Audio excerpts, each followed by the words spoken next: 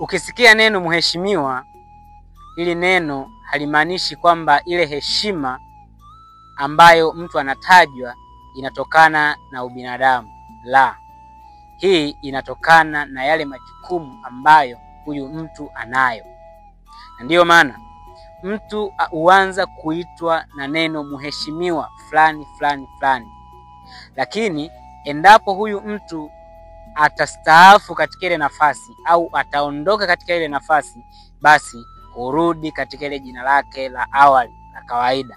Na ndiyo maana wale ambao wamesoma katika zile shule wakiwa bado ni viongozi waliitwa, kanitie head boy wa shule, kanitie health prefect fulani bin fulani, au mheshimiwa fulani fulani fulani, sijui mkuu wa mkoa fulani fulani fulani, sijui mwalimu nani na nani na nani, dokta fulani fulani. Lakini mara baada ya kustaafu katika ile nafasi, maana yake unakuwa ni binadamu wa kawaida. Maana yake jina lako litaanza kuitwa kawaida. Basi hii ina maana gani? Ina maana kwamba heshima ipo katika ile kazi au yale majukumu unayoyatekeleza. Basi linapokuja swala la mahusiano kwa mwanaume, ina maana kwamba mwanaume hapaswi kuendekeza sana mahusiano ama ndoa zaidi ya ile kazi alionayo. Unaweza kuuliza na maanisha nini? Na maanisha kwamba endapo utaendekeza mahusiano ama endapo wewe mwanaume utaendekeza ndoa kuliko kazi, unakosa kazi, lakini pia utakosa na ndoa kwa ujumla. Kwa sababu mwanamke hahitaji upendo, lakini pia mwanamke anahitaji heshima. Kwa hiyo ili uweze kuheshimika, lazima uwe na majukumu. Basi tuangalie sababu 6 za kwa nini kazi ndiyo kipaumbele kwa mwanaume kuliko mahusiano yake. Bila kupoteza muda, sababu ya kwanza kabisa ni kwamba mwanamke huongozwa na dhana ya hypergamy. Je, hypergamy ni nini? Hypergamy ni hali ya mwanamke kuvutiwa kimapenzi na mwanaume ambaye yupo na hadhi ya juu. Na maanisha nini? Mwanamke anapenda kuwa na mwanaume ambaye ana hadhi ya juu katika vitu vifuatavyo: 1, kielimu, kifedha, cheo, umaarufu, nguvu ya ushawishi na mamlaka. Kila mwanamke huwa na ndoto ya kupata mwanaume wa maana. Mwanaume wa maana ni yule mwanaume mwenye kuheshimika kwenye jamii, kwa maana yule mwanaume mwenye fedha, cheo, umaarufu, nguvu ya ushawishi, mamlaka na kiwango kikubwa au kiwango cha juu cha elimu.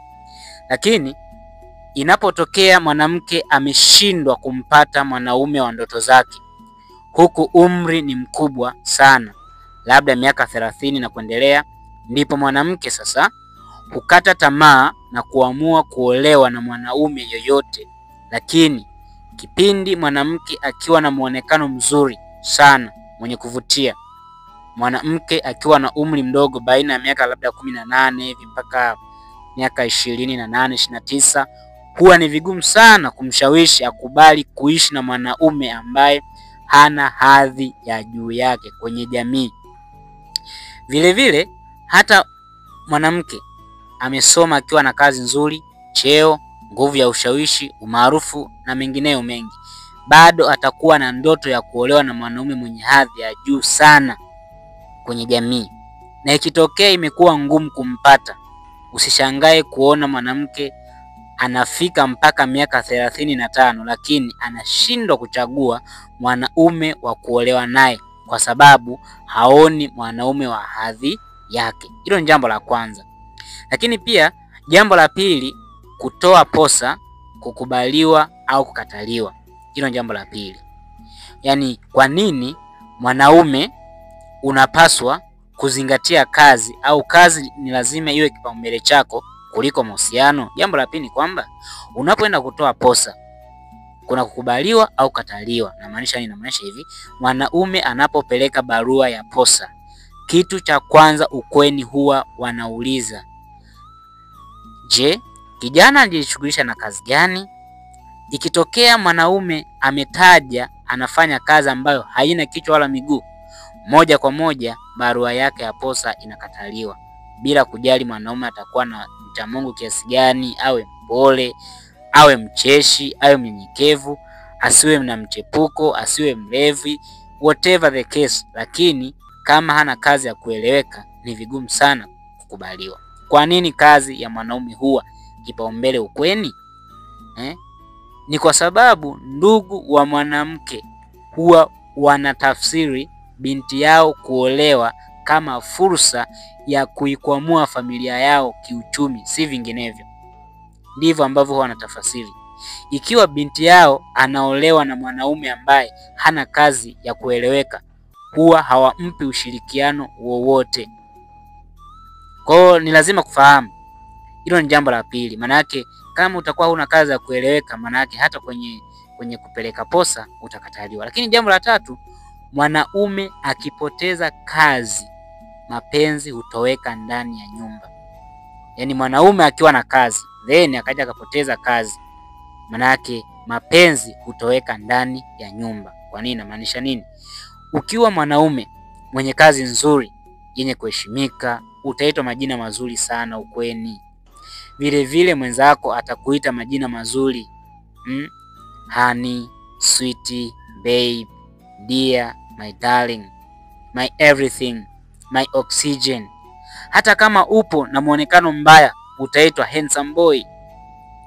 Hata ukiwa mzee wa miaka 70, utaonekana kijana wa miaka 25 ukweni. Lakini siku ambayo utapoteza kazi, ufilisike, ushushwe cheo, biashara zifilisike tu ghafla, utaona mabadiliko makubwa sana.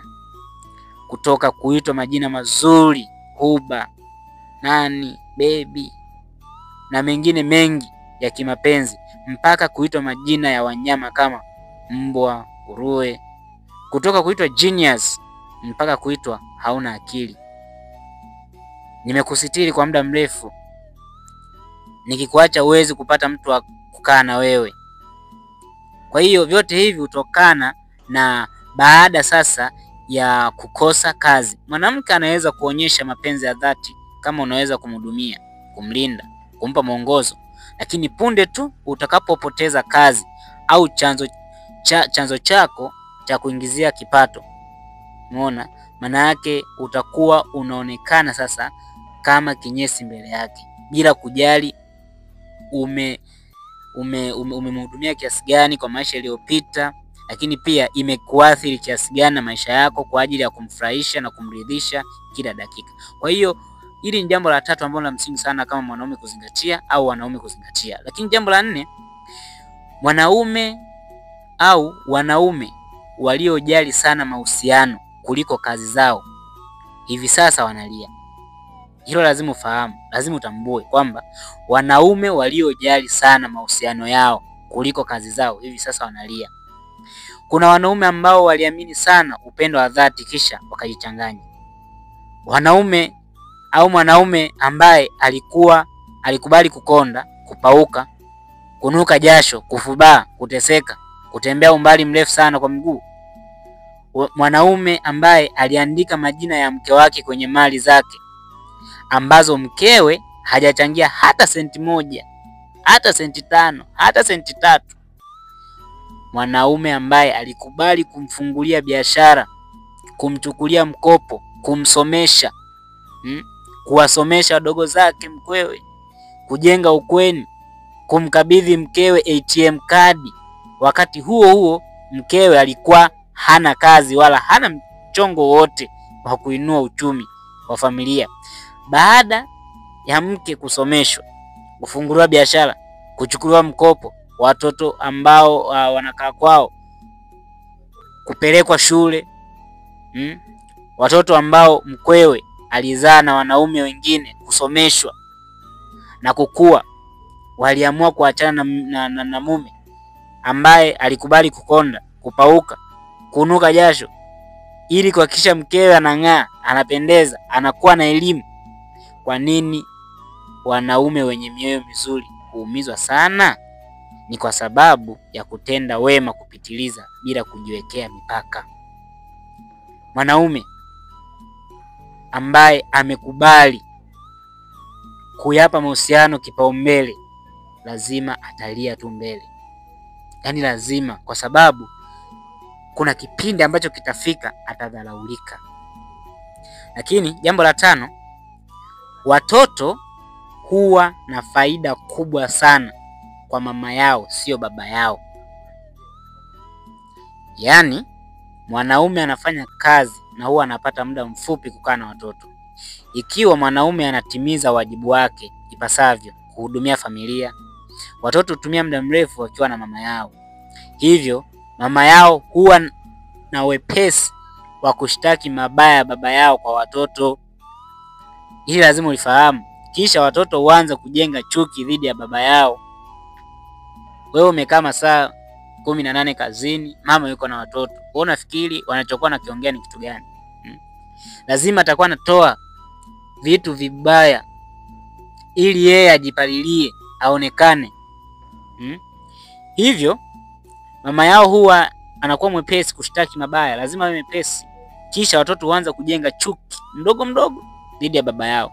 Hivyo watoto wakiwa na kazi nzuri na fedha nyingi huamua kumchukua mama yao na kwenda kuishi naye mjini na kumtelekeza baba yao kijijini, hata kama baba yao ndio alikuwa amekubali kukonda, kupauka, kunuka jasho, kufubaa, kuteseka, kutembea umbali mrefu, kutenda sawasawa na anavyoona yeye ni vyema ili tu familia yake inufaike. Wale waliosoma, waliosomeshwa, waliopata kazi nzuri huwa wanamuacha. Ni kwa sababu mwanaume hawezi kulalamika kuhusu maumivu ambayo anayapitia ndani au nje ya familia yake. Yaani hawezi. Sasa hiyo ni sababu ya 5 ambayo ni kwa nini natamani ufahamu kwamba mwanaume ni lazima ujali kazi yako kuliko mahusiano. Lakini pia jambo la 6 na la mwisho ni kwamba mwanamke anatongozwa kila siku. Yaani usidhani huyo uliye naye hawamuoni, wanamuona tu, lakini kuna kitu ambacho kipo kwako ambacho kinamfanya sasa azidi kuwa kwako. Twende sambamba. Mwanaume akioa kisha akiamua kutulia na mkewe mmoja, anakuwa hana muda wa kufikiria mchepuko, kwa sababu anataka familia yake ipate malezi ya baba na mama. Hilo ni jambo la kwanza kabisa kwa mwanaume anapokuwa ameoa. Lakini mke siku zote huwa anatongozwa.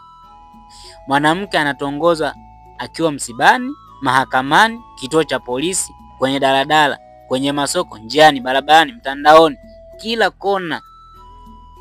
Tena ukiwa umemtengeneza amekaa nyumbani amependeza, kila mtu atatamani kuwa naye. Hivyo maana yake anatakiwa kupambana kudumisha mahusiano kwenye familia yake. Na anayetakiwa kupambana huyu nani? Ni mwanamke sasa. Na ili apambane kudumisha mahusiano sasa kwenye familia yake, lazima kuwe kuna kitu kinachomfanya atamani kufanyaje? Kuendelea kupambania. Na maanisha mwanamke anatakiwa kupambana kudumisha mahusiano kwenye nyumba yake, sio mwanaume, kwa sababu kwanza mahusiano huwa yenye kumnufaisha sana mwanamke kuliko mwanaume. Kwani mwanaume kuingia kwenye mahusiano au ndoa huwa kunaongeza mzigo wa majukumu, wakati kwa mwanamke huwa anapata unafuu wa maisha. Inapotokea mahusiano kuvunjika, mwanamke ataangalia kwenye inbox ya simu yake, kisha anamkubalia mwanaume yoyote tu katika wale ambao huwa wanamtongoza kila siku. Lakini mwanaume ambaye alikubali kutulia na mwanamke mmoja anachukua miaka mingi sana kumsahau ex wake, na vile vile upata wakati mgumu sana kupata mwenza mbadala. Hivyo kwa kuhitimisha tu, mwanaume kipaumbele namba 1 ni kazi, sio mahusiano. Narudia tena, mwanaume kipaumbele kikubwa ni kazi na wala sio mahusiano au ndoa. Basi nahitimisha kwa kusema kwamba kipaumbele cha kwanza kwa mwanaume yoyote ni kazi.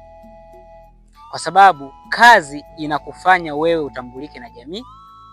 Kazi inakufanya wewe uheshimike na jamii. Kazi inakufanya wewe uzidi kuwa na mvuto, lakini pia uzidi kuwa na uwezo wa kutoa mahitaji, uwezo wa kuweza kuwa na mamlaka. Kama huna kazi, hauna mamlaka. Kama huna kazi, hauna heshima, hata kwa jamii, hata kwenye familia, sehemu yote ile. Kwa hiyo, wanaume, usendekeze mahusiano badala ya kazi. Itakugharimu. Usendekeze kabisa, kwa sababu ukiendekeza itakuletea kuanguka kwa ujumla kabisa. Ni unaanguka, unakosa mahusiano, unakosa kazi, kila kitu. Kwa sababu mahusiano yatakuja au yatakuheshimu baada ya wewe kuwa na kazi ambayo inakuingizia kipato kila siku. Langu jina ni Mwalimu Mpingo. Usiache kusubscribe, comment, lakini pia na kushare.